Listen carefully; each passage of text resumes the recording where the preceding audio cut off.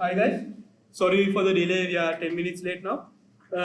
So are you guys ready? In case you've forgotten what you joined, so this is a science session done by myself, Abu, and Thivanka. This will be on design thinking, and this is actually inspired by the Stanford D School's design thinking program. And yeah, see, yeah. In the meantime. In the meantime, I would appreciate if you all pair. What you do is pair up, right? So we need two members in each group, partner A and partner B. So find someone to pair up with, maybe someone to your right or so this decide who is going to be partner A and partner B. Yeah.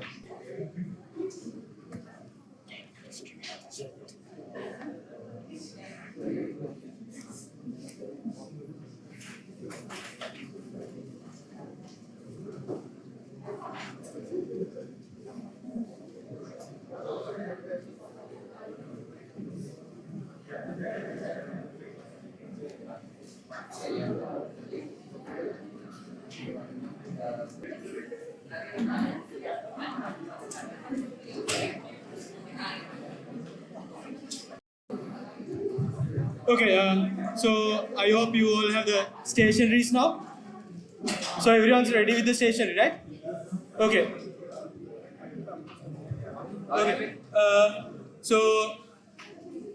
So now we would like if you it's a bit of a surprise. So what you got the papers were to draw a portrait of your partner. So you all are in pairs, right? All of you are in pairs, right? So don't tell me if you don't have a partner. Okay, so you are in pairs. Now draw your partner.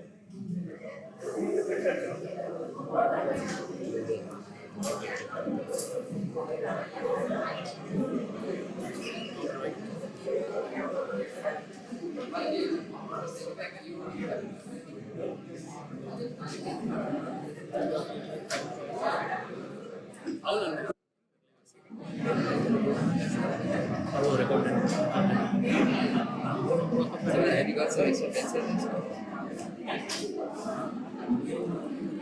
You get only 1 minute.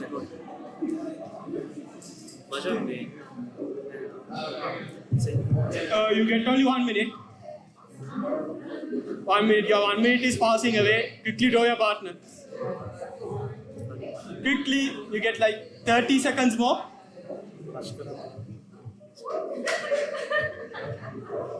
20 seconds more. 10 seconds more. Alright, we are done. So, do you all think you are creative? Who thinks you are creative? Only 2 people think they are creative. Okay, Abu also thinks he is creative. Who else? No one thinks they are creative. Alright. So, you are actually sharing this. Okay, before that. So, what do you think of the portrait that your partner drew?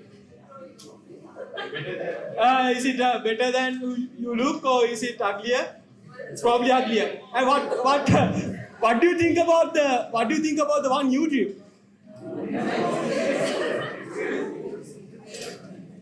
That's not great. That's like a stick man. Okay.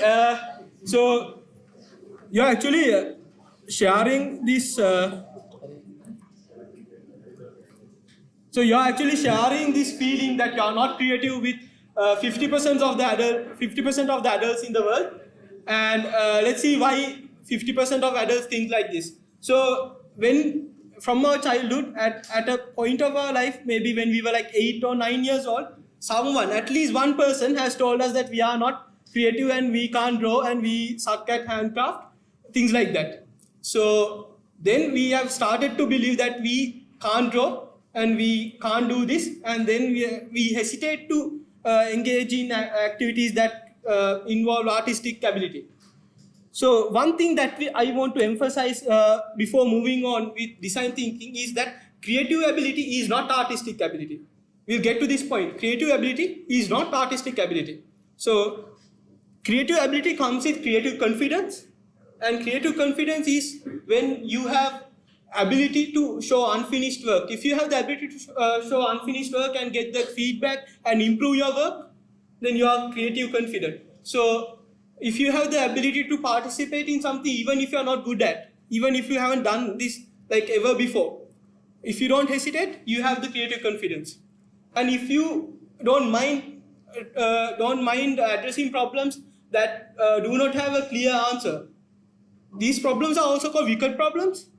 And creative confidence comes when you have the ability to do all three of these, right? So talking about creative confidence, I would like, this is a very obvious definition. Innovative ideas are things that are not defined yet. Talking about innovation, let's move into the D School. I told you that our session is inspired by the D School. So D School was founded by David Kelly, who's also the founder of IDEO. And at the D School, they teach human-centered design. And one of the interesting facts about D School is for everyone. So D School has lawyers, engineers, doctors, astronauts, and everyone working together, sometimes coming into like achieving common goals. So, and there's no hierarchical leadership at D School, and they all work at a common goal, as I said. And the point is that they don't care what they're good at, bad at. So normally, if we have a problem related to medicine, what we do is we go to a doctor, or in a company, if there's a problem where someone is good at it, we'll like basically give it to that person first. But in D School, that's not the case. So everyone gets together and tries to come up with a solution. So now let's have a small tour of the D School.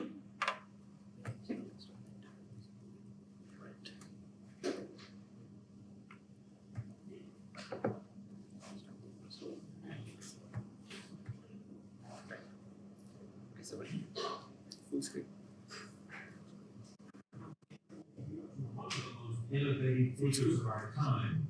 He's a man who has had an enormous impact on everyday lives. He's established the founder of the global design firm IDEO. His company has created thousands of breakthrough inventions, including the first computer mouse for Apple, the stand-up toothpaste tube, and a better Pringle for Procter & Gamble.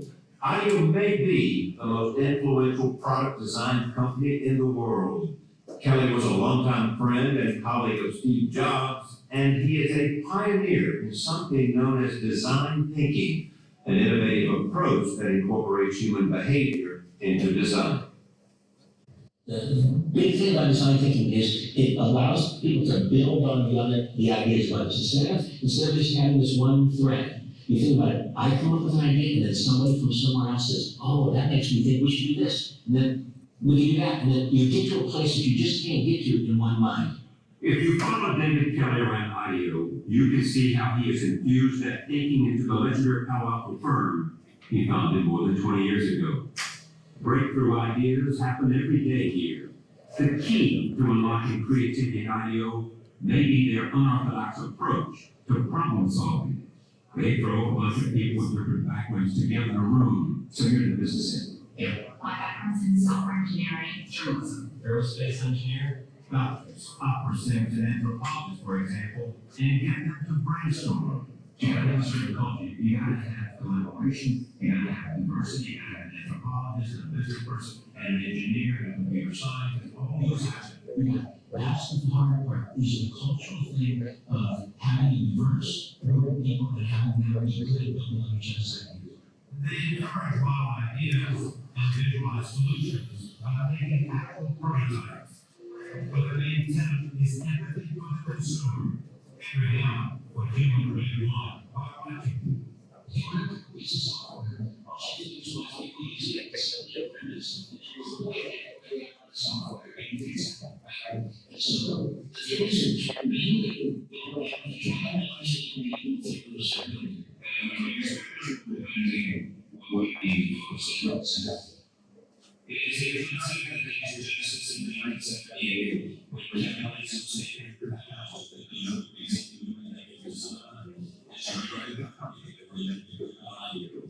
Their first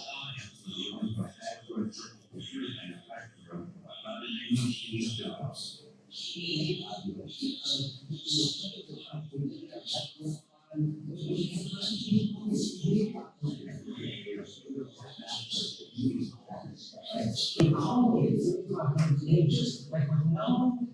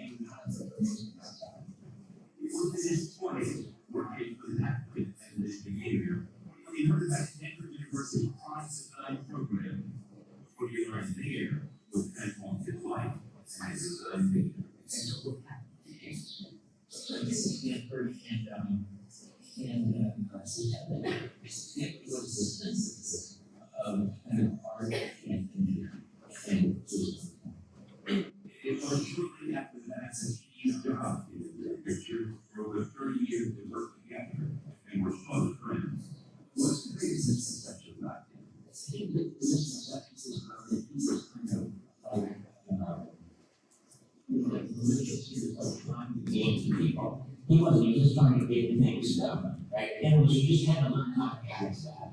He gives us all of this in my life.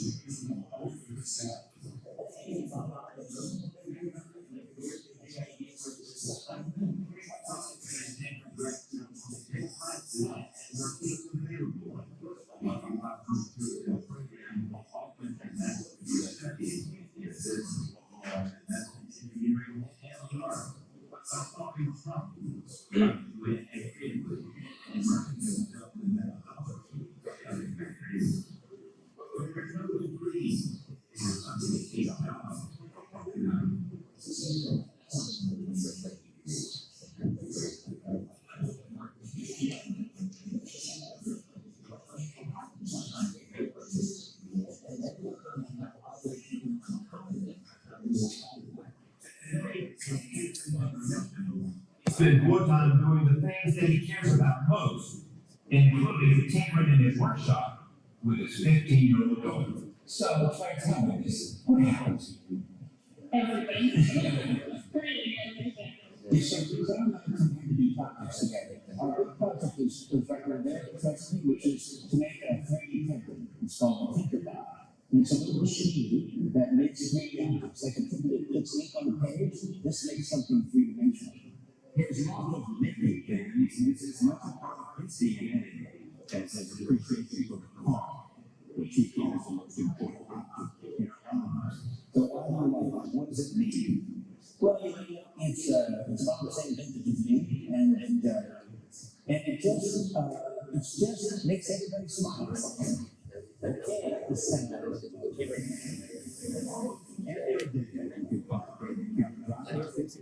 Pickup truck between Stanford and Idaho inspiring the design thinkers of tomorrow and quietly shaping the future.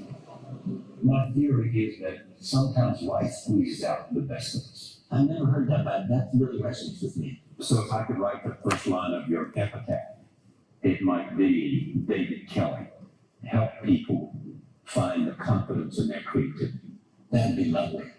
And change the world. Yeah.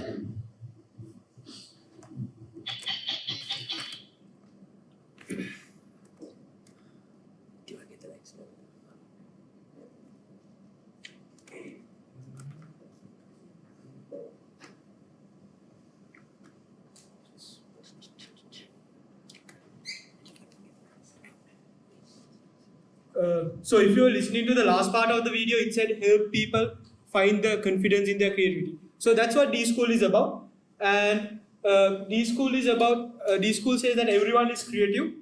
And talking about creativity and innovation is not an event. So innovation doesn't happen when you sit in a dark room or get in a bathtub and then have a eureka moment. It might have worked for Archimedes back then, but it doesn't work for everyone all the time. So what we want to say is that innovation is a process, is a thinking process that comes with design thinking. Right, now we'll move into our second warm-up activity. So I hope you all still have the papers with you. So now I'll be saying 4 words, and you'll have to draw each of them within 10 seconds. Right? So be ready. Ready? Right? Okay. Ha.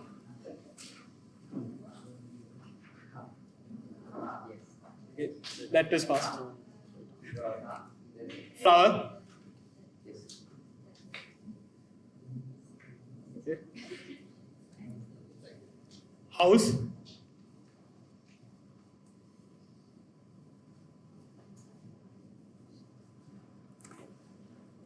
Innovation. So I see people are quite fast. I think our 10 seconds are a bit of underestimation for these zonies. Okay. So how many of you drew a car as a cross section and 2-dimensional with 2 round wheels and not the fancy cars that we see today? Right. So yeah, I want more people to have drawn that. Okay. So a flower has a round in the middle and petals around it. Come on, everyone drew like that, right? Okay. So innovation. How did you all do innovation? Was it like a light bulb and rays going around? Okay. So that's like the expected drawing. So the idea behind my questions was that you all don't have to be creative to draw something and give your idea out, express your idea. So let's move into our second warm-up activity. Do you all still have papers or have you run out? Okay. So now I want you all to label each partner as A and B. Please do it peacefully. Don't try to become A.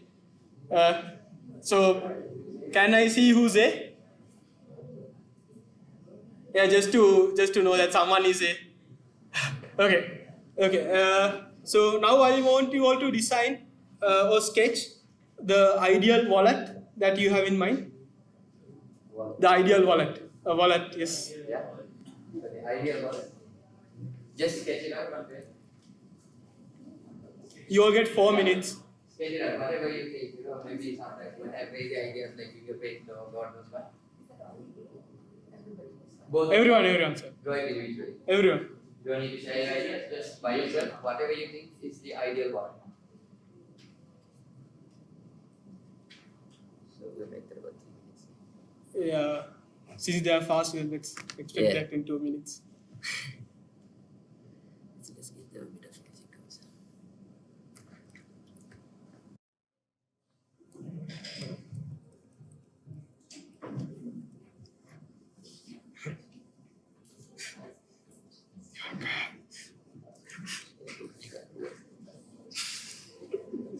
Thivanka, can you come?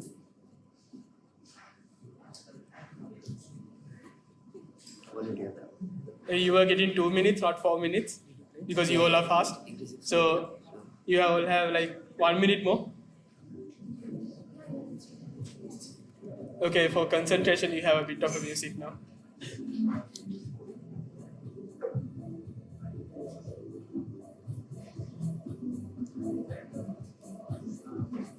One minute more because we put the music and you can't put it down now. The ideal work.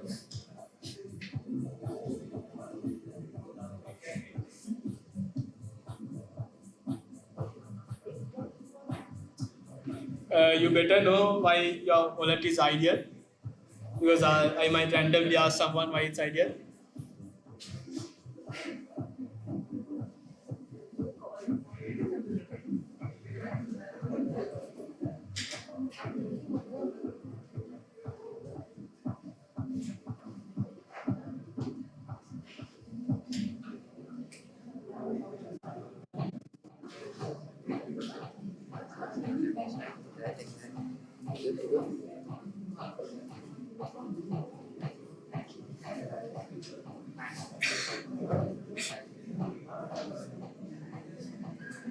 Who's done? Who's done?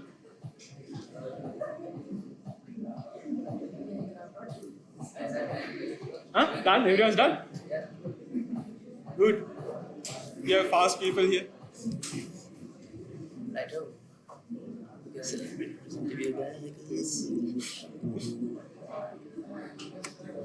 All right.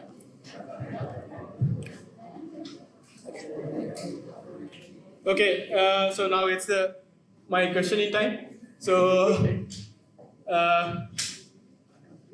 does someone want to volunteer before I ask? Is someone proud about their little innovation?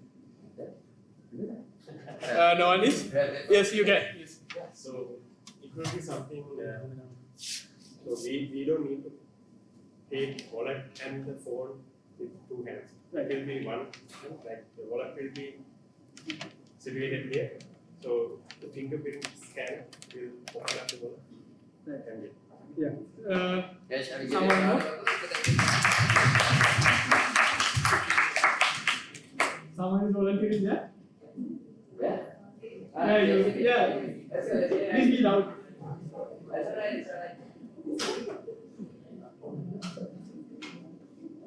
Okay.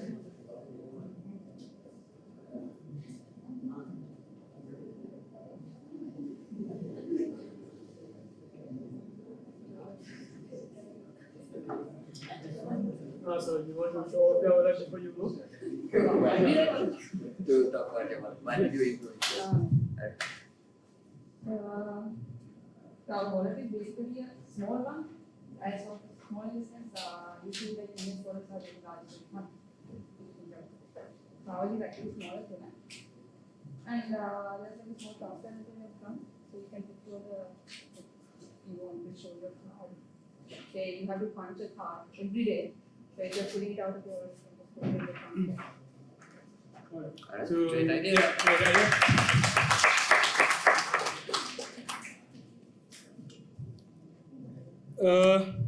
So now we saw how two people had thought about it and did some innovation there. So let's think back and see what happened there.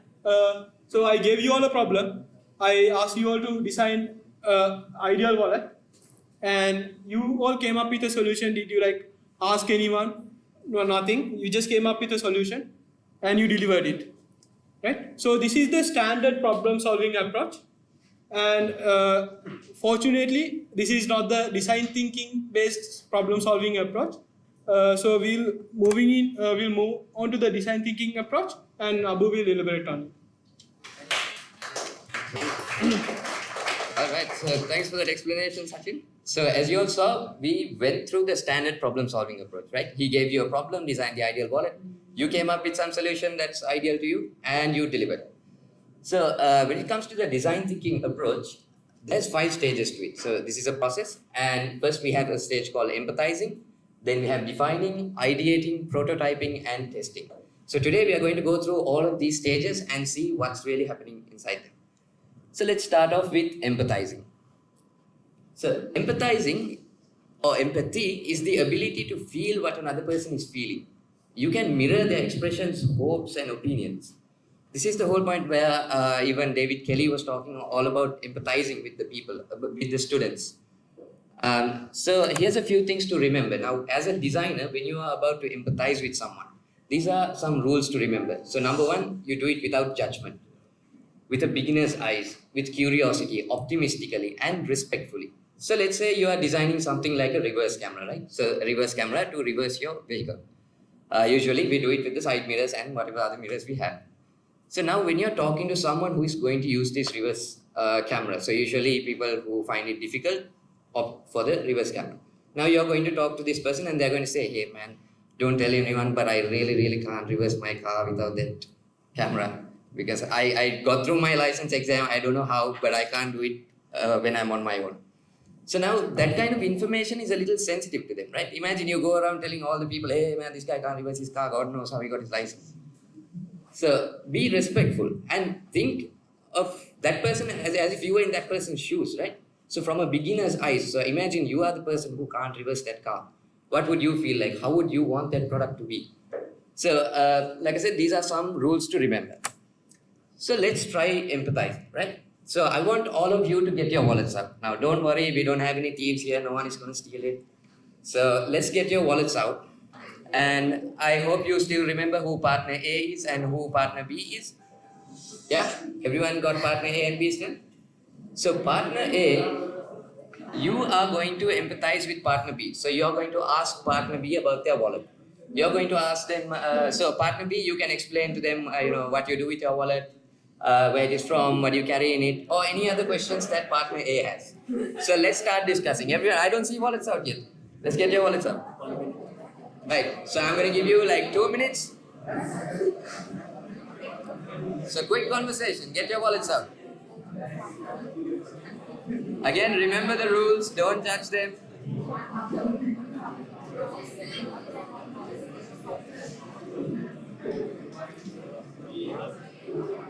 So partner A interviews partner B, right? A interviews B. So partner A, remember you have to write down some stories. You interview them, write down a couple of stories.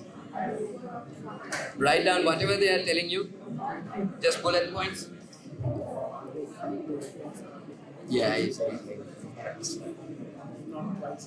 yeah. So partner B, you will get a chance for interviewing, don't worry. Partner A, interview partner B. Any questions you have, no problem.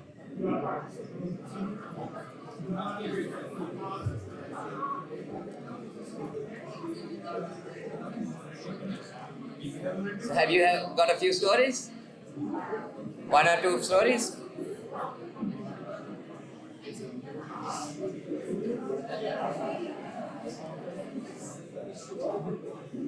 I see a lot of laughing. I'm hoping you're not judging the people.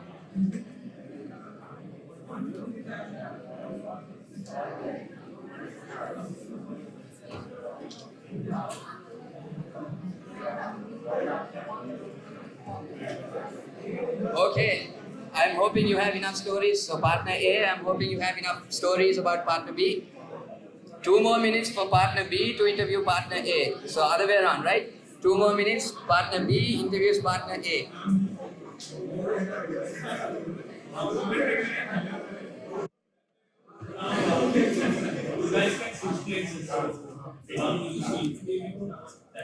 Yeah, switch sides, right? Now partner B interviews partner A. Get a few notes on them.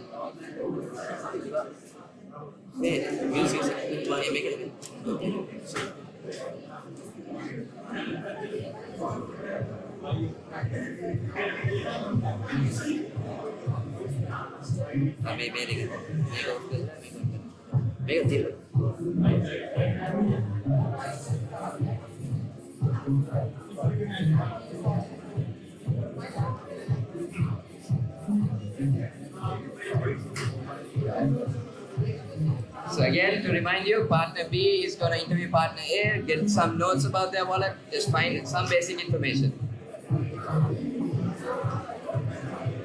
Okay,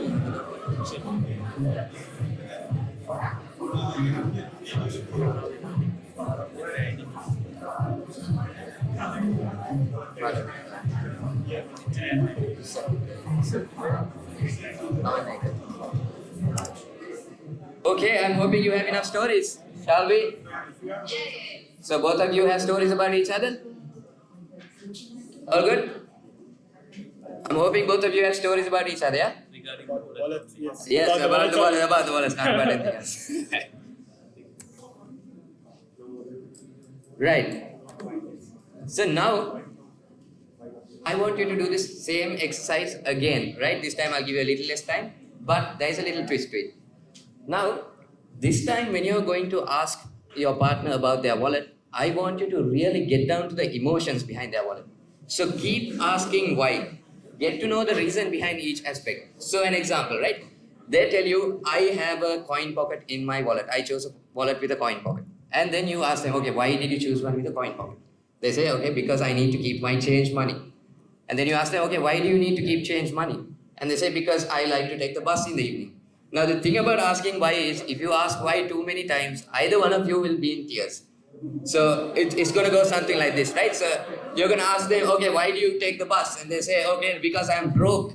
And you ask them, why are you broke this month? And they say, I don't have financial capabilities, blah, blah. No, we don't want to get there, right? So about 3 to 4 times is good enough.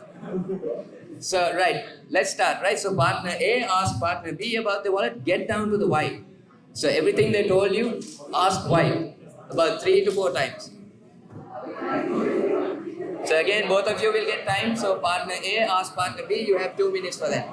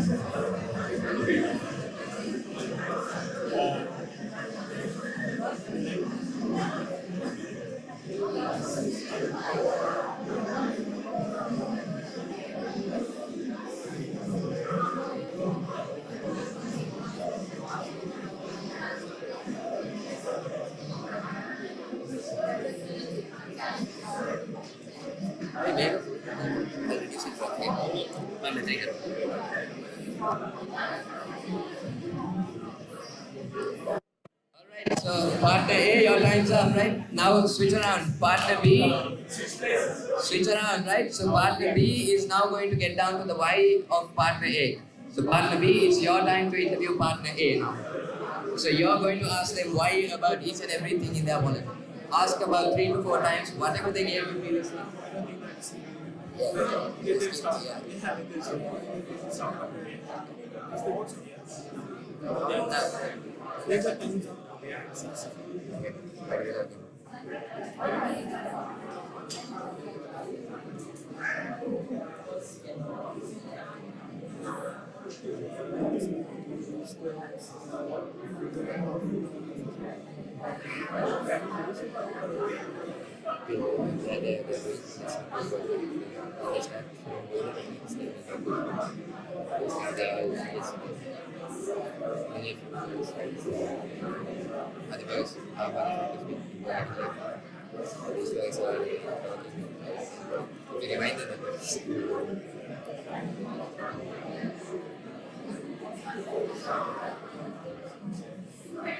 Okay, did you find out why?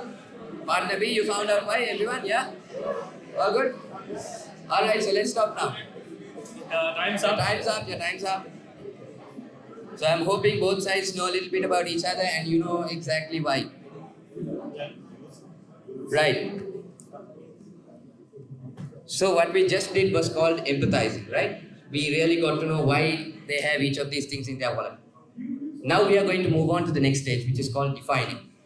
Now let's zoom into this design thinking process a little more. It's the same, but with a little more detail. So this is called the double diamond model of design thinking. So when we were starting, we had a trigger, right? The trigger was the need for an ideal wallet. Then we start to diverge. So we try to come up with as many understandings of the problem as we can. So we are trying to find the right problem. That's the stage which we call empathizing. Now what we are going to do is, since we have a lot of information about the problem, we are going to define it. So we're going to converge down to a single problem statement. And that's what, let's see how we are supposed to do that. Right. So I want you to take a good look at this picture. I'm assuming everyone can see it properly? No problems? So, what do you think this girl needs? What do you think this girl needs? Anyone? Yeah, Hannah? What is it? Okay, so a ladder. That's one answer. Anyone else? Sorry? Height? Yeah. Good answer. Anything else? The book? Yeah, good answer. Right. Now, I want you to look at the same picture again and think about needs as verbs. So now I asked you, what does this girl need? And you gave me a lot of nouns: ladder, height, book. Look at nouns as solutions. So now those are the solutions you gave me, right? Book, ladder, height, maybe parent, God knows.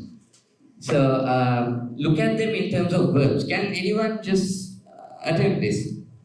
In terms of a verb, tell me what this girl needs. Yeah, go ahead, no problem. She needs to climb, okay. Anyone else? There's no right or wrong answers. Exactly, she needs to reach. That's what I had in mind. Now, think about how many possible solutions are there for this. Now, when you went straight for the ladder, you are now going to spiral down into that ladder. Now you're going to say, okay, we need a ladder, but it's a small girl. We have to make sure it's safe. She cannot fall off of it. It can't be made out of hard materials. She might hit her head on it and start bleeding. So we need some crazy plastic and rubber combination. So now you're going to spiral down that solution path. But now when you say she needs to reach, imagine the number of solutions that come to your head, right? You can think about maybe a hand figure. Or, I don't know, a ladder is also another solution. And the thing is, when you look at problems this way, the number of solutions are far higher than when you look at straight just the solutions. So there's this famous quote from Henry Ford, right? So he said, if I had asked people what they wanted, they would have said faster horses. Now the problem here is what happened to Henry Ford, that he knew people will give answers like book, ladder, faster horses, just like what you gave. But make sure that you don't, stop talking to people or empathizing with them just because they'll give you answers like this.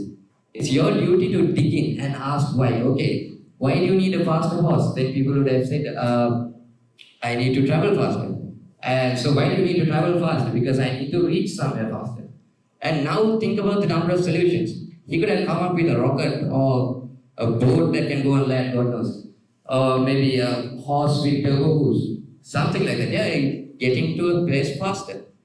So point here is always dig in and get down and really empathize with the people and try to find out what exactly they want. Right. Now we know that we should be looking at needs as verbs, right? In addition to that, I want you to look at one more thing. These are called insights. So if the verb is a need, the insight is why you need it. So let's think about that girl again, right? Now we said she needs to reach. And now if I tell you, hey, can you figure out an insight? So you will have to ask that girl, okay, why do you want to reach? I mean, the girl is not really going to read a book, I don't know. So if you really sit down and talk to her, you might find out that, hey, that night, there was a dinner party going on at home. And her parents were busy attending to the guests, setting up the table and the meals. And if you really talk to her, she'll say, no, I just did that because I wanted some attention. She was trying to do a dangerous stunt and capture the attention of either her parents or someone around her. So these are the things that you can uncover when you really sit down and empathize with people. Right, so now let's try this out, yeah? Based on your previous interviews, so you found out what they need and why they need it, I want you to describe your partner. So one line should be enough. list down what they are trying to do and ways they are trying to feel. So what they are trying to do is basically the needs in terms of verbs, and ways they want to feel are the insights, so the why. So someone might say, I need to carry a wallet because I need to pay for things. And how do they want to feel? I want to feel safe while I'm paying for things. So maybe no wallet at all could be one of the answers, yeah? So let's try this out, yeah? So this has to be done individually. You don't need to talk to your partner. Just describe it and ways they want to, things they're trying to do and ways they want to feel. So needs and insights. Let's take about 2 minutes for that.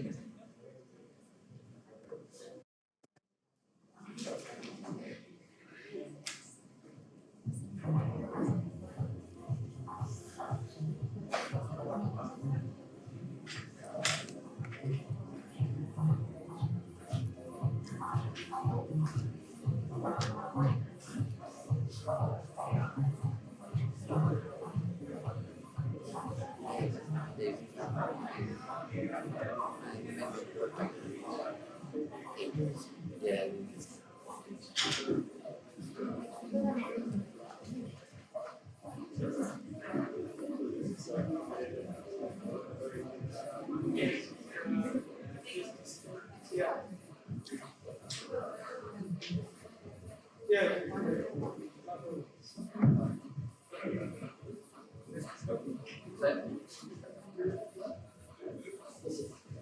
Based on your think about what they want and ways they want. So what is yes, we do. Yes.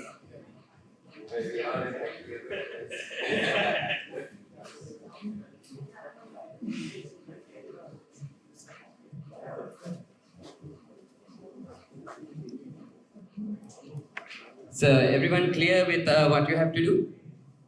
So you need to describe your partner, and based on this whole wallet problem, all of these interviews you had about the wallet, list down ways what they are trying to do. So what are they trying to do with that wallet, and ways they want to feel when doing whatever they're trying to do.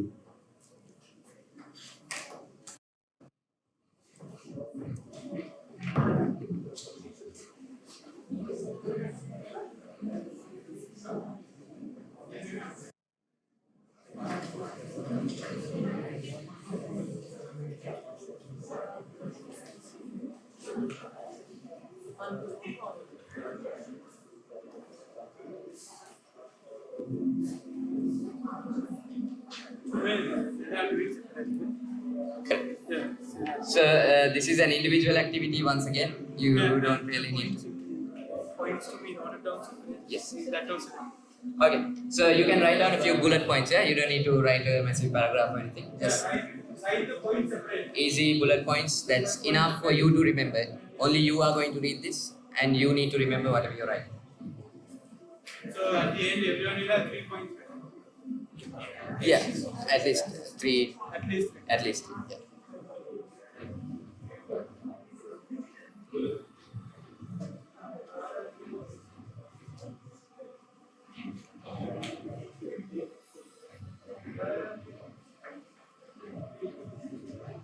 Okay, so was there enough time? Everyone? You have at least one from each of these. So do you have a description and at least one thing that they are trying to do and one way that they are trying to feel? All good, or you need more time? See some people writing. Yeah, we'll go to minute. Okay, 1 more minute. 1 more minute.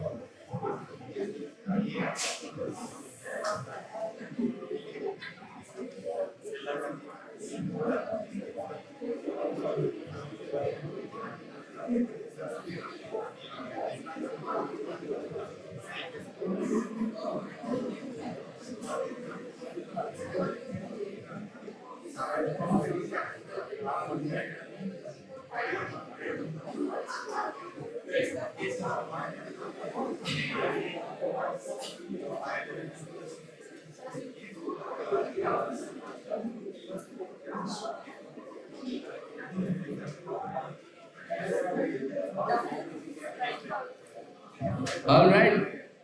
So hoping you have a few points. Everybody, good to go? Right. Right. So now one more thing to keep in mind. Right. Focus your design on individuals and not the majority.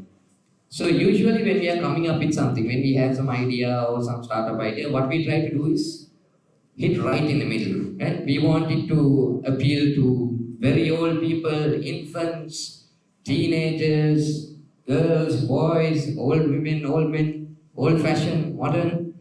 That's not what we're supposed to be doing. Focus always on the extremes. So when I say extremes, this is people who really are interested in your product or idea, and people who don't even know it exists and don't even care whether you make something like it. So these are the two type of people you're supposed to be focusing your design on. How many of you know what this is? I'm sure you'll come across this.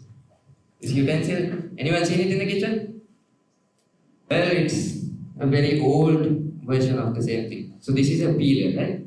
Used to peel fruits and vegetables. This is how they used to look a really long time ago. And this is also another peeler. Now this peeler has a grip on it and it's a little bigger and easier to hold on to. And it's called the OXO Good Grips peeler. So it's quite a famous brand and used a lot worldwide. So the story behind the OXO Good Grips peeler is the CEO of this company, his wife had a very bad case of arthritis. And every day when she was preparing dinner and lunch and all that, when he used to look at her, she used to struggle with that old apple peel. Yeah? So it has a very hard and the handle is really hard to hold on to. It's all metal, and for people with arthritis, I'm sure you know that's very difficult to hold on. So all he did was just took a piece of rubber and wrapped it around that and let her use it. So it turns out, whether you have arthritis or not, everyone really likes a peeler with a good handle on it, with a nice soft rubber handle on it that you can hold on to and peel fruits all day long. So this is a case of focusing on the extremes. So who was the user in this case? Just his wife, right? And she had arthritis. Imagine you walk into a meeting and say, okay, let's design a product for my wife who has arthritis. Might sound crazy, right? But it's not. So this is what they teach at the D school. Always focus on the extremes. Another thing, so when we try to design something, we usually like to write down something called a point of view component. So point of view component has 3 sections. One is the user, need, and an insight. So let's take a look at this. The user is a teenager. Need is to eat healthy food. Insight is certain nutrients are necessary for physical and cognitive health development, blah, blah. So what do you think about this statement? Anyone, just share your opinion on this statement. What do you think about it? Let's take a look at it. Anyone? So do you think this came from a teenager? Does anyone think this came from him? Have you ever heard a teenager say, I need to eat healthy food because certain nutrients are necessary for physical and cognitive health development? Not even a teenager at gunpoint would say this. Right, so let's look at one that has been improved. So now, if you didn't understand the scenario is we are trying to improve food at a school cafeteria, and we are really trying to figure out what's needed on the menu. So now let's look at the user. Now it's a 9th grade girl at a new school, a very specific user. What did we have before? Teenager. Are all teenagers same? No, right? Everyone is different, really different whether you're a girl or a boy. And things can go haywire from that point onwards. So now we have a very specific user, and the need is to feel socially accepted while eating healthy food. Now I know this, not only this teenager, but a lot of us have this problem. So this is a deep need that's hers. And look at the insight. In her crew, a social risk is more dangerous than a health risk. So now you have a surprising find. So these are the kind of things you find out when you really sit down and empathize. So from this statement, you can say that, okay, this person has sat down and empathized with that girl. Just really found out that, hey, this is exactly her need. Right. So now, based on your previous interviews and exercises, I want you to do the same. So we are going to create a POV component for your partner. So you had two lists previously, one description. So I want you to describe your partner again. From your list of needs, select one need, and from your list of insights, select one insight that matches the need. And write a POV statement about the user. So let's take about 2 minutes. Now you just have to select one item from both lists and the description.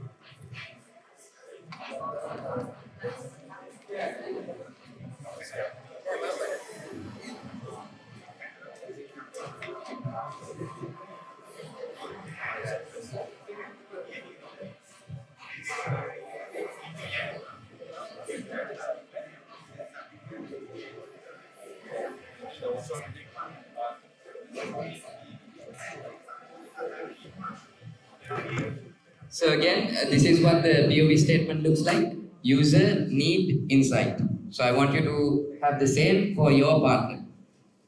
Just 1 or 2 lines per section.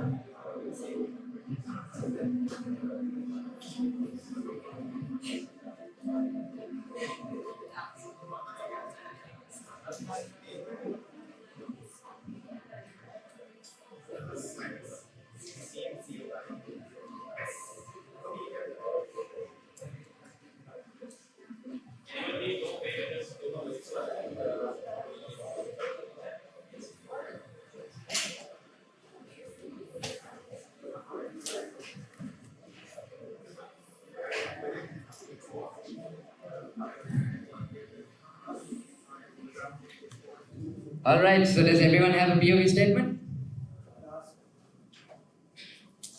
Last?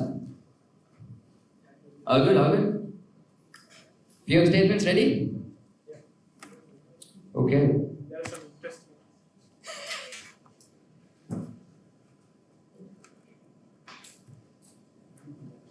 Right. So now, what we did was called defining. So just to see where we are on the double diamond, we started off with a trigger, we empathized with your partner, we tried to find the right problem, we defined it while converging down, and now we have a problem statement. The problem statement is your POV statement that you have written down. So user, need, and insight. 3 things. Right. So next step is ideating. So this is where we are now going to ideate. So ideate is just another word for brainstorming. So here's a few things to remember when you are about to brainstorm. So one very important thing to remember is deferred judgment. So the big mistake that we make when brainstorming is we try to come up with the ideas and select them at the same time. So we think of an idea and then we think, okay, no, I don't think that's going to work out, and we try to throw away the ideas. That is exactly the opposite of what you're supposed to be doing. So come up with as many ideas as you can. Go for volume. have a one conversation at a time. So when someone is throwing out an idea, make sure you listen to them, build on top of their ideas, and stay on topic. In addition to that, it's very important to be visual. That's why we are doing all of this sketching today and proving to ourselves that hey, we can draw just enough to communicate ideas. And most importantly, encourage wild ideas. So this is also another mistake we do. If the idea is too wild, we throw it away. But don't stop. I know you might be having crazy ideas like putting an alien into the wallet. Might sound crazy at first, but still have it on your list. Don't get rid of it. Right. So now I want you to start ideating. So let's take about 2 to 3 minutes and write down or sketch out your ideas on paper. Now this is going to be the wallet for your partner. So now start brainstorming and thinking about ideas for your partner. Think about what they would really want. Now you know their POV statement, you know their needs, you know their insights. Put all of this into action and come up with some ideas. So again, come up with ideas, do the selection at the end. You're not going to do any selection now, just come up with ideas. So let's take about 2 to 3 minutes.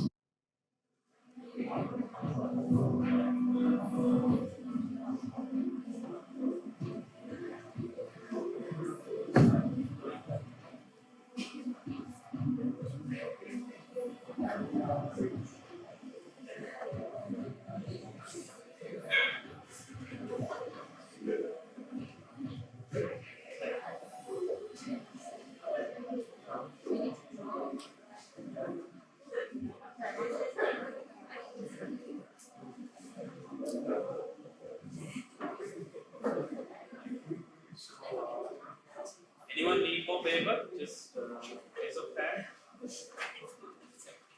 That's it. So anyone need any more paper or anything to come up with ideas? So either you just write them down or sketch them out, whichever is comfortable.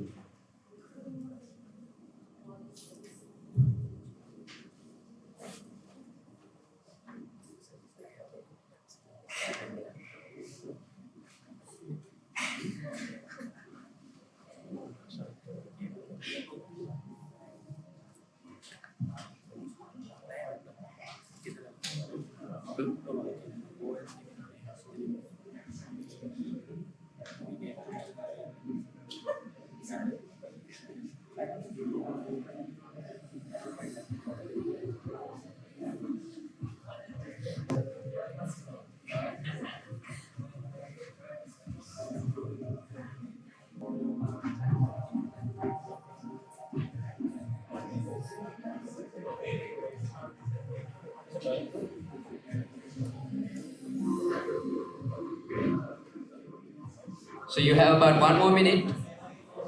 Just come up with as many ideas as you can. List them down or sketch them out, whichever is easier for you.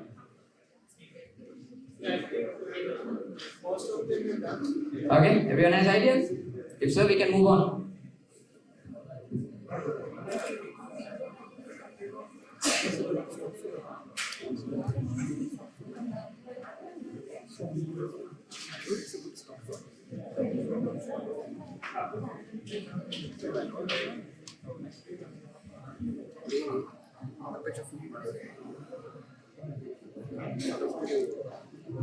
All right, time's up.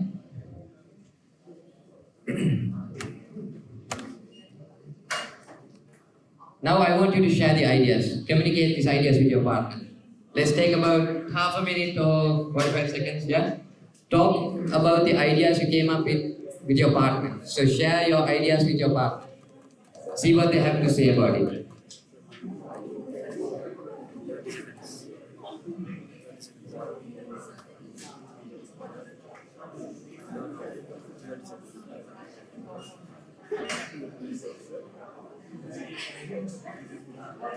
All right, are you getting some feedback?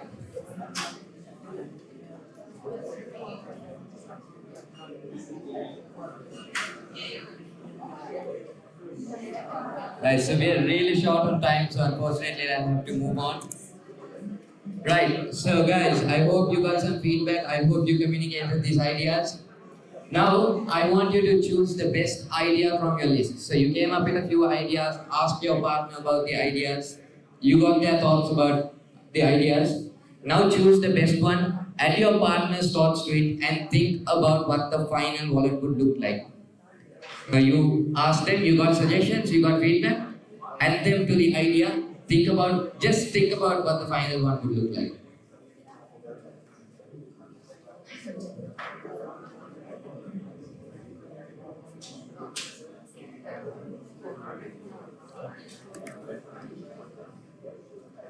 Right, so now we are going to move on to the next stage.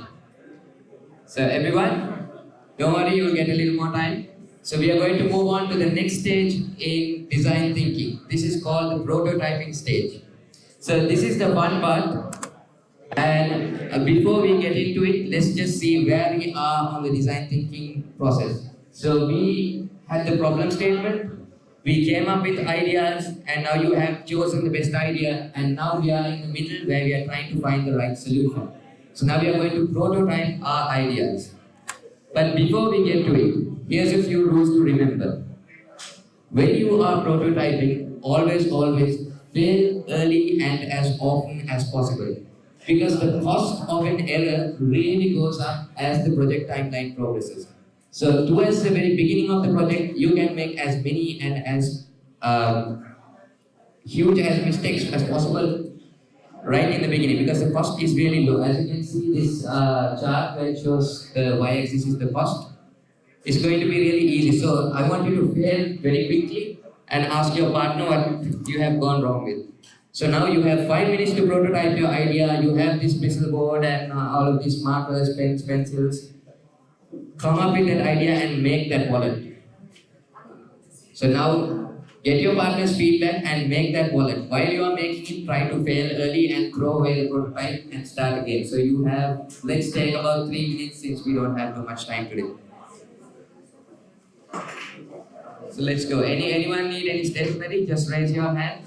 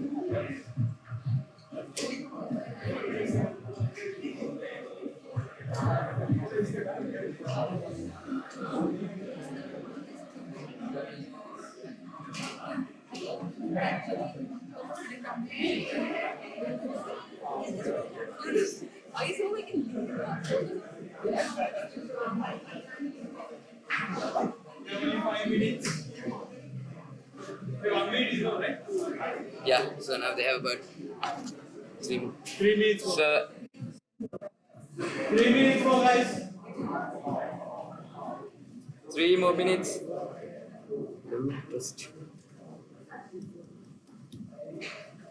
3 more minutes. Mangai very good. No, no, no. Okay. This one. Sorry.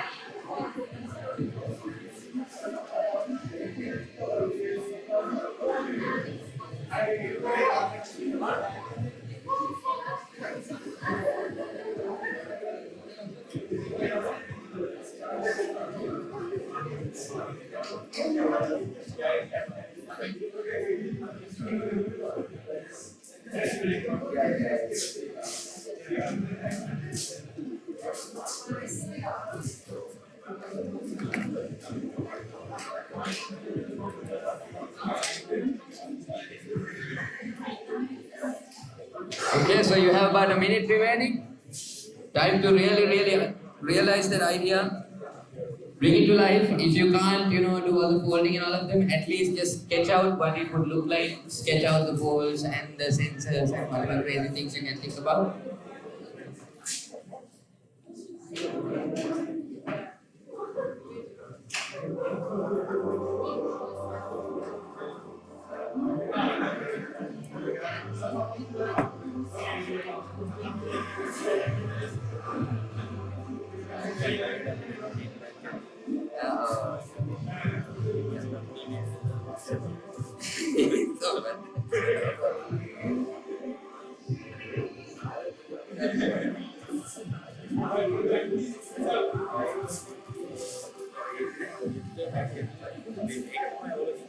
Oh, it is.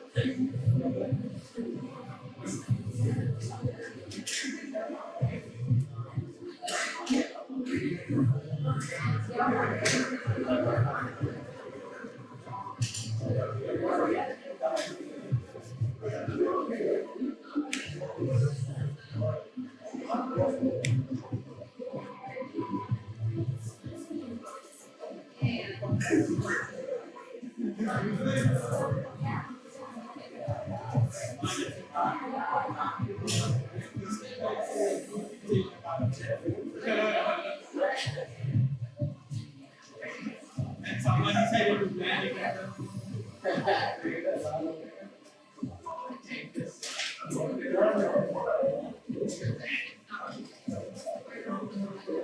Yeah. Ask them. They're working. So guys, enough time?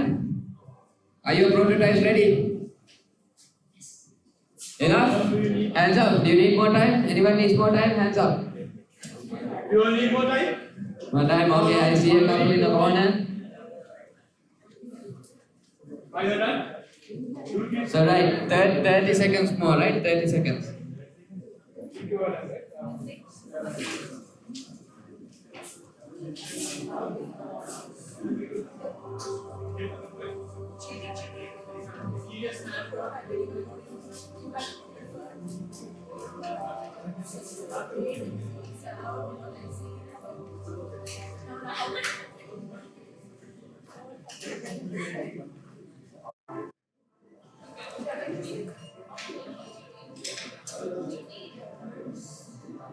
We're also planning to rework the best wallet out here. We can use something like this.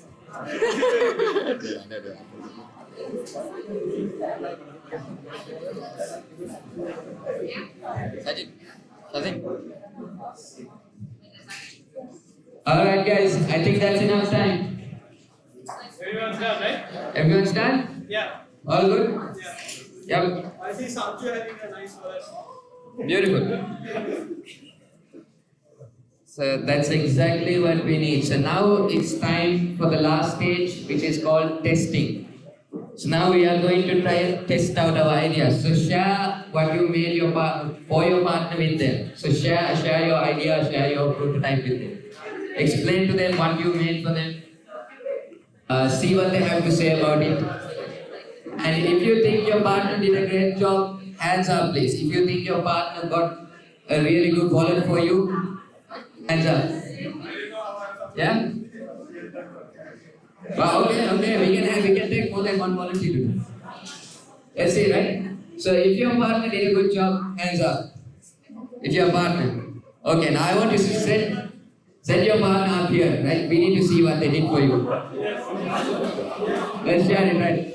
Come on. Sound, okay. Sorry, Sanju? Alright, Sanju. Come get away, so everyone can hear you. Don't worry, it's just all about that. Yeah, super.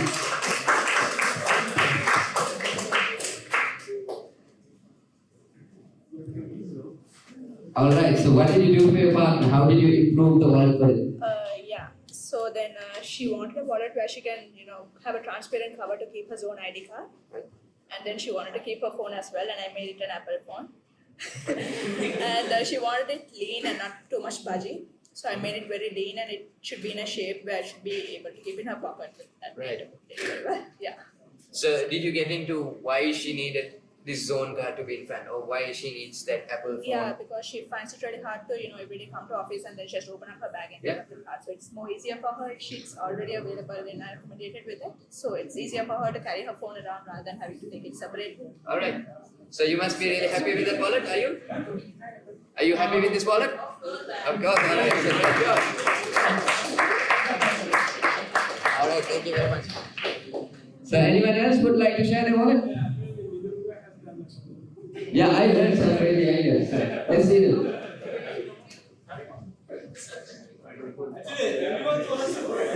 Really? So we need some of the best to come with. Oh, so everyone can hear you. Hi, if you can be right from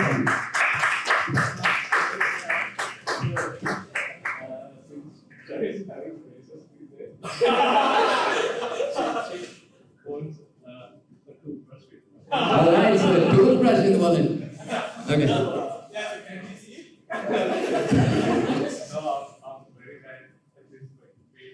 No, see, that's wrong. Now you must be confident. Now you don't care about what your drawings look like as long as you can show them. Alright, so that is a toothbrush, yeah? This is the toothbrush. It's a flexible one, and as she wants toothpaste as well, so I have to Really? So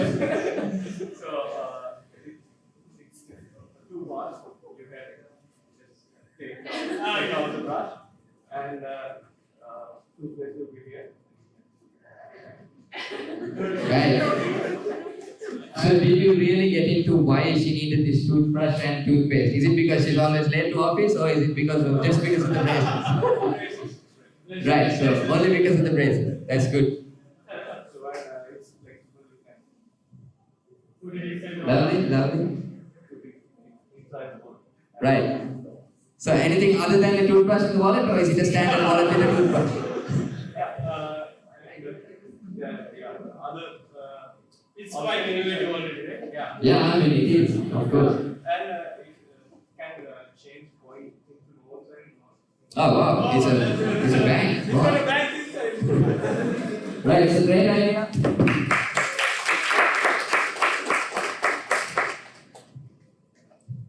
Shall we move on, or is anyone else proud of their wallet? I think everyone's proud of their wallet. So. Super. Right, so since we don't have enough time today, we are now just going to summarize. So what we did, we started off with a trigger. You needed to make the ideal wallet for your partner. You empathized with them, you spoke to them, you tried to find out what they're trying to do, why they're trying to do it, and you were diverging at that moment. Then next you defined it, so you converged down to a problem statement, and that is your VOV statement. Next, you diverged once again, right? You started brainstorming, coming up with as many ideas as you can. And you did one prototype, yes, but usually we do several iterations of prototyping and testing. So today, because we don't have enough time, we did one prototype, did the testing, and now hopefully, I'm sure your partners are happy with whatever wallet you've given them, and that is our solution. So in the design thinking process, you can have as many iterations of this whole diamond as you like. So design thinking is not just used for making these crazy wallets and paper planes all the time. So there are real world uses and real cases where it has really succeeded. So Thivanka is now going to talk to you about a short story where it really worked out in the real world. Thank you, Abu. I think everyone had a good session and it was very informative. But Abu told you and what Sachin brought to you. Now you must be thinking whether this design thinking methodology, I would say, has only helped companies like Apple, Microsoft, Tesla, or SpaceX to build rockets. But it is not the case. There are so many cases where it had helped to do bigger and better things to help the world to resolve some of the wicked problems, just like Sachin said. So let me give you a quick example about an instance where design thinking really did well in terms of resolving one of those wicked problems. The story is about an incubator. I believe everyone knows what is an incubator is. So it's not just an incubator, it's an infant incubator, and there was this requirement to build a low-cost infant incubator so it can be applied to developing parts of the world, because this is, as you can see, it looks very complex, and of course we can't fit in ourselves in it. It's made for babies, and it may cost millions of dollars. So only some of the prestigious hospitals have one of these items, even in Sri Lanka. So when a need for this kind of a device arises in a developing part of the world, the cost is a problem and accessibility is again another problem. So there was this requirement to come up with a solution to build a cost-effective, a cheaper version of this instrument, which would do the exact same thing. So let's see how that was resolved. First, let's look at what is the problem. So why would we need an incubator? I mean, infant incubator. If you look at the world, yearly there are about 15 million premature births which happen, and that is a condition I believe most of us would know. And because of this premature birth condition, most of the babies, they would, around millions, would perish within the first 24 hours of their life, which is very sad. So let's look at, why would they die, unfortunately. Hypothermia. this is a condition which can be caused due to low temperatures. If your body cannot regulate the body temperature in the recommended level, you will go into this state and eventually perish. So why would the babies the babies who are born prematurely can't regulate their body? Because we all have this body fat layer. So we sometimes call fat is a bad thing, but we do need to have a level of fat layer in our body, so it will help us to regulate our body temperature. When the babies are born prematurely, their fat layer becomes so thin, so their internal body temperature cannot be regulated. Because of that particular reason, their lives are very unexpectable.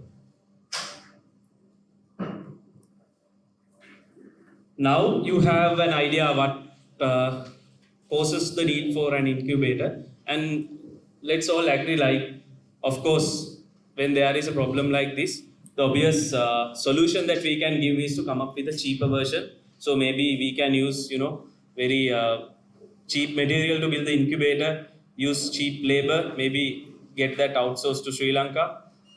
Maybe someone can try building one, just saying. Or else we can try to reduce the size or the components used in it. I believe everyone would agree with me. Is that the best way to bring down the cost? Are there any suggestions? You're asking legal ways to legal ways to build the cost down. Okay, I'll move ahead because we have very less time. What I was just telling before, yes, it was a solution, but it was not the way we learn. It wasn't the way it should be done if we want to follow design thinking. So let's see how design thinking took this challenge and resolved the problem. As you all can see, there are 4 people in this particular picture. Of course, they are from Stanford's D School. And if you can see the small text, one is an economical specialist, the other one is a computer scientist, another one is an aerospace engineer, and there is an electrical engineer in the group too. So you might be thinking, wow, what's an odd combination? So they were given this particular task to come up with a low-cost incubator, right? So, and you must be wondering, where is a doctor in this particular group?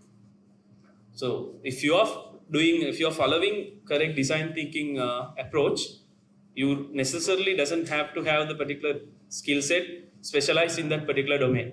So they were given this particular task, and let's see how they resolved it.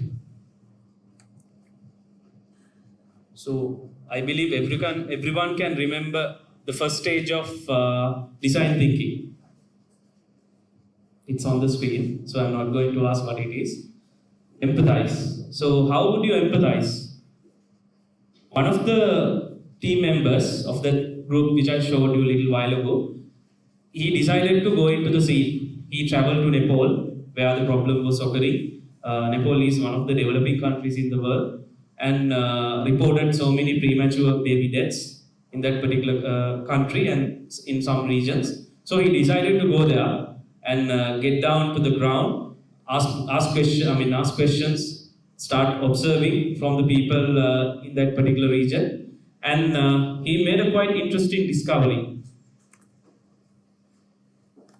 Can anyone guess? I believe not. So this is the actual picture which is about the discovery he made. As you can see, there are about 8 to 10 incubators, the proper ones, the expensive ones, in Nepal, in the hospital where he went into. And interestingly, nothing is plugged in, no, it's not being used. We can see some is used to store different items, and there's one who has kept a bag on top of it. Is this the purpose that this device was made for? No. So he decided to dig deep and start questioning further. So he made another fascinating discovery. So he found out that most of these baby deaths occur in very remote areas in the country, which are 30 to 40 miles away from the hospitals. And even they decide to bring the baby to the hospital, it's a long journey. There are logistical problems. And during the en route, I mean, sometimes the baby will perish, which is very unfortunate.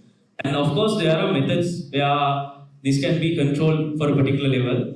That is by giving skin-to-skin contact from mother to baby. You know, the baby has to be held onto mother's chest with the skin-to-skin contact. But being Eastern countries and they have their own customs, their traditions, you know, exposing yourself in public, that is something they would consider as taboo. So that wasn't an option in this particular area. So he has made a quite bunch of discoveries, so he knows where the problem is. So he had focused on the problem and he understands what is causing. And he goes back to the school where the other members are, and they decide to ideate. I mean, when you look at the second stage, it's about ideating, and you have to diverge into the ideation part, collect ideas as much as possible, and of course you have to do prototyping. You have to create prototypes, and once you have a viable prototype at hand, which you believe that would resolve the problem somehow, it has to be put into testing. So not only once, not only twice, multiple times, until you are certain that it is the one to do the job. Finally, they came up with something like this. It's a prototype.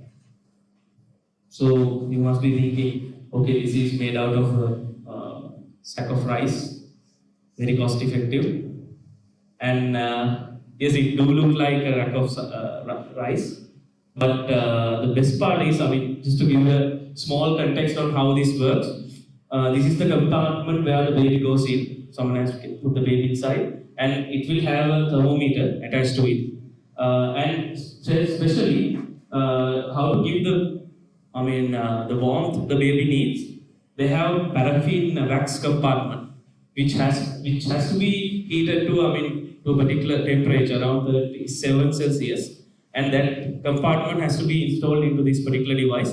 And once the baby is in, the baby will stay warm and there won't be any issues. So they were confident about this prototype and they put it into the field. They went to Nepal and gave this device to the moms.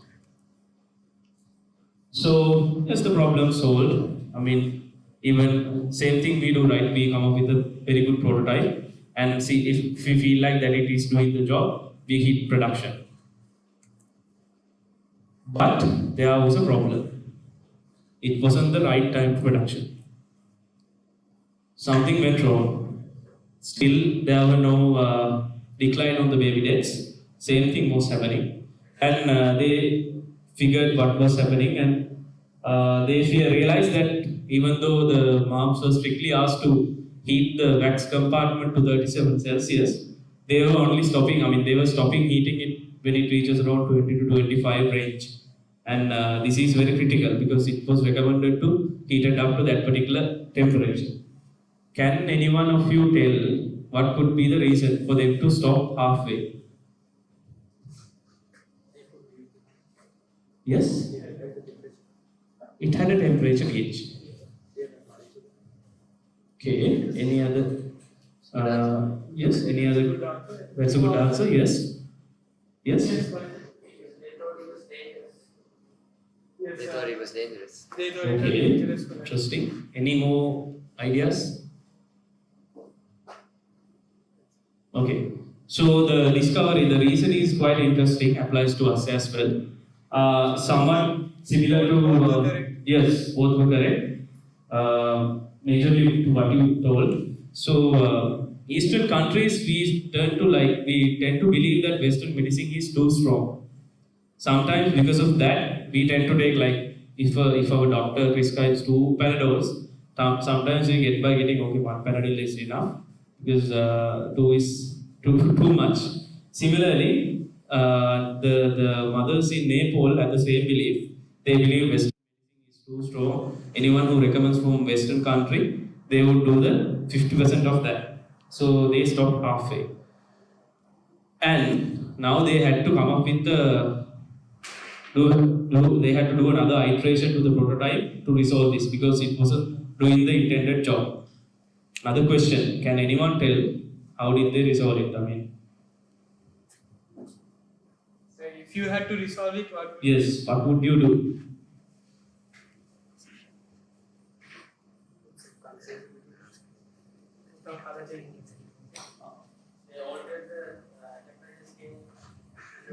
Right. Okay. So you must be thinking doing a workshop, Yeah, 3-day training camp, Yeah, workshop. you know, a demo. You connect them over Skype and do a little demo.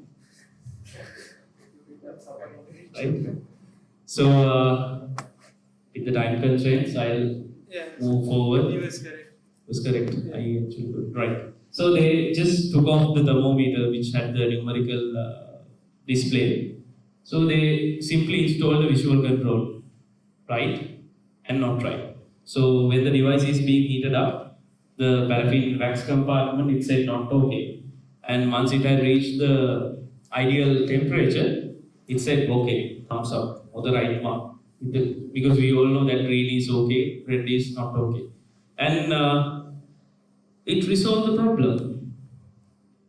They actually did it.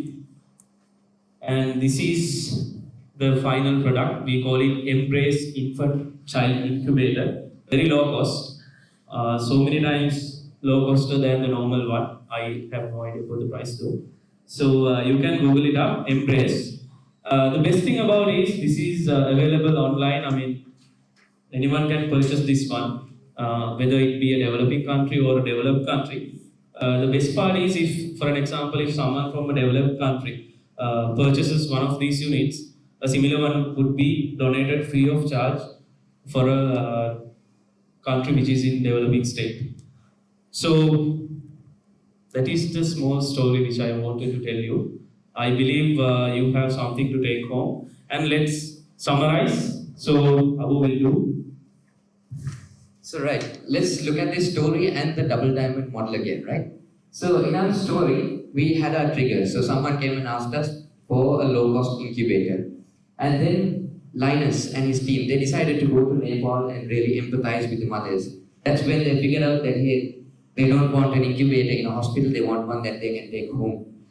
So, and then they, of course, converged down and defined the problem, had a problem statement, which they were working on. They came up with some ideas and prototypes. You clearly saw that some of the first prototypes did fail once they did their testing. So they came back, did a bit more ideation, a little more empathizing. So you can always, you don't need to iterate just in this area, you can iterate all the way to the start. And finally they came up with a solution that is quite very successful today in the world. So before we wrap up today's session, I want to leave you with a message. So don't wait for the right time to start practicing design thinking. You don't need to be a business analyst, you don't need to be a UX designer, or anyone with a title for that matter. You can use it for the very next task you get. It's just a matter of deciding how many iterations you're going to do.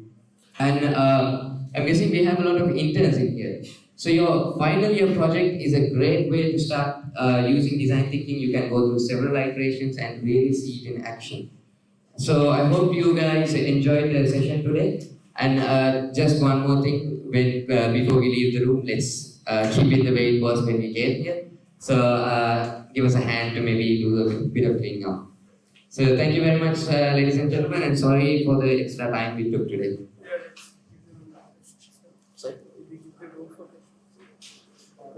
Oh, sorry. So if you have any questions, we are also very happy to answer. Just raise your hand, shout out. Now we know each other more than enough. Nothing formal.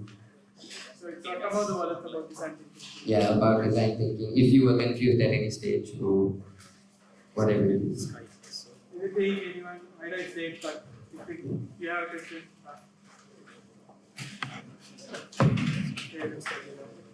They just want to go. Yeah. Right.